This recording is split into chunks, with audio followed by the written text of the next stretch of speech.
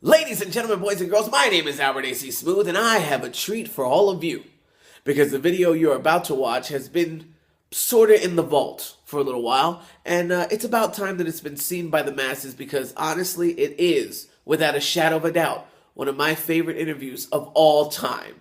And this guy really doesn't need an introduction, but I'm going to give it to him anyway. He was the voice of Extreme Championship Wrestling, the one, the only, oh my god, it's Joey Styles, and Albert A.C. Smooth at Legends of the Ring. I hope you guys enjoy, and as always, hashtag follow the movement.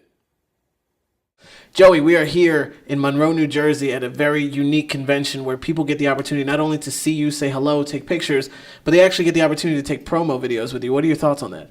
I think it's a lot of fun. I think when I was a kid, if I had an opportunity to cut a promo, as it were, or be interviewed by, say, a Mean Gene Okerlund or a Tony Schiavone or a Jim Ross or a Vince McMahon, I would absolutely love that. And I think it's a great idea, especially in this age of digital video where it's so available for everybody. So I'm having a fun time meeting fans, and this is a great way to spend a Saturday.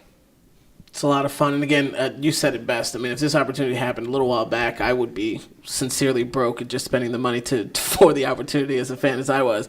But look at now it's reversed, and you're interviewing me. So this is insanity. How much do I owe you?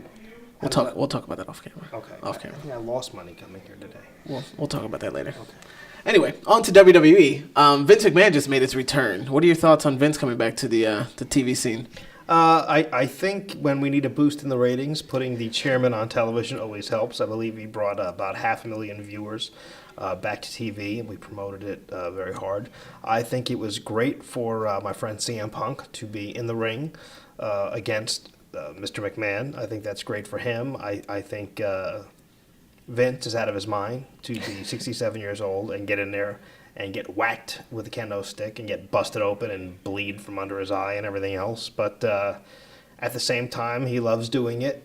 He's obviously got enough muscle on him to withstand the blows from the kendo stick. Did you see his arms? Yeah. What is up with that? Do you think it's really reminiscent of the Stone Cold Vince McMahon storyline, no?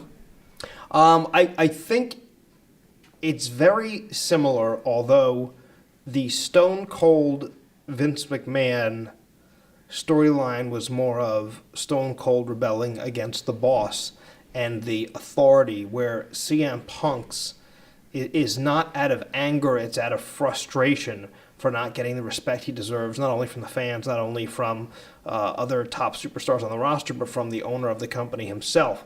So while it's similar in that it is a superstar against the boss, in this case, CM Punk is supposed to be reviled by the fans. A certain part still loves him. But this time the story has been tweaked, so it's out of frustration rather than just anger, and I think it's a more sophisticated storyline. So similar but very different. Is that fair to say? Similar but somewhat different, not very different. Fair enough. And recently we just saw Ryback. Ryback's coming out into the picture, and at first, unfortunately, we did hear the Goldberg chants happening through the arena, but now they're chanting, "Feed me more, feed me more."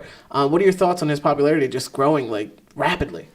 First of all, I'm happy when any superstar gets very popular because ultimately the more money the company makes, the better off all the employees are.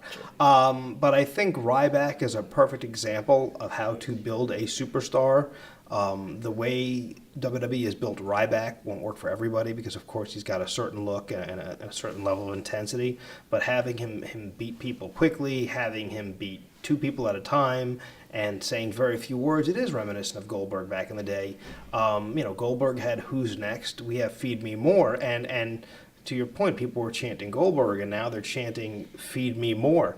And I believe, I'm not sure who gave Ryback the new nickname of Big Hungry. It was either Jim Ross or Michael Cole, and I think that's going to stick as well. So I'm happy. He's waited a long time. He was one of the original contestants on the first Tough Enough. Mm-hmm. He's waited a long time for this break. He's making the most of it, and I'm having fun watching Ryback. And I'm very happy that I'm no longer an on-camera talent, so he can't throw me around.